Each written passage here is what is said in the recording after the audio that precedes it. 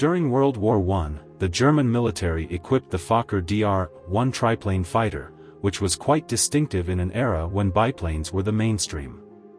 However, it did achieve certain performance advantages and can be considered a classic aircraft of its time.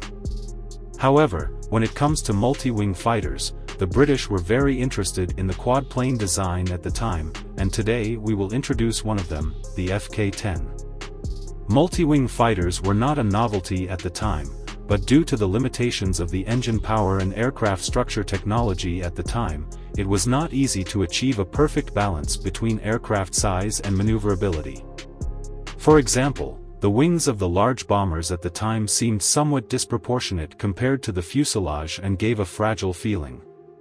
Fighters need to be agile and maneuverable, so they cannot use large-sized, high wingspan wings, but at the time, a single wing could not provide the necessary lift, so multi-wing aircraft naturally became a choice.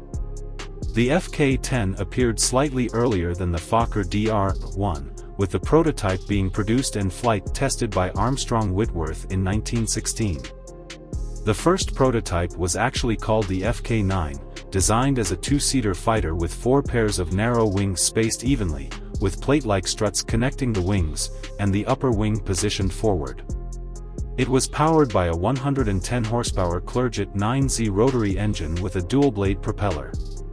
Its 3-point landing gear was quite special, as the main landing gear was not completely connected to the lowermost wing, but to the fuselage, possibly because the lower wing was positioned too far back.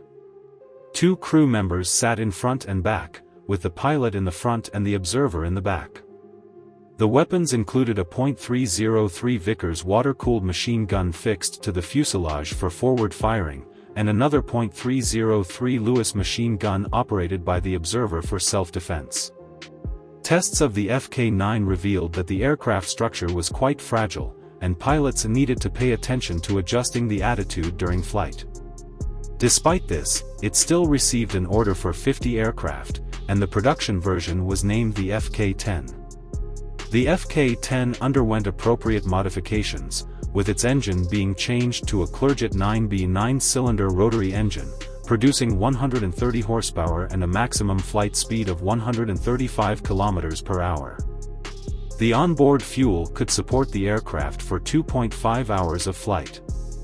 Due to the discovery that the performance of the FK10 fighter was not as good as other mass-produced models, only 8 aircraft were produced before production was halted. 3 of them were handed over to the Royal Naval Air Service for testing, and these aircraft never saw combat, eventually being scrapped. The FK10 quad-wing 2-seater fighter had an empty weight of 561 kilograms, a length of 6.78 meters, a height of 3.51 meters, a wingspan of 8.48 meters, a wing area of approximately 36 square meters, a maximum flight speed of 135 km per hour, and a maximum altitude of 3,000 meters.